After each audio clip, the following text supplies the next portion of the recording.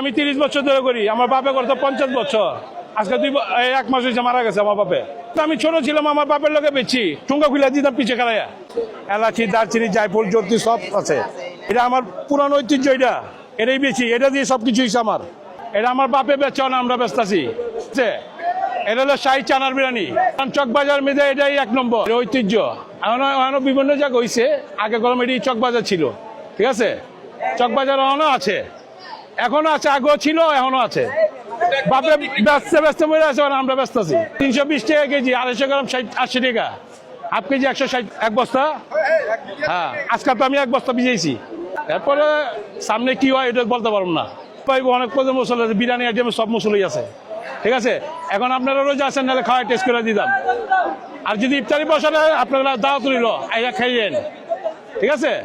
Biryani item যা আছে সব 32 মশলা দাও আছে। চলার দামই বেশি, আর সব জিনিসের ময় মশলার দাম বেশি।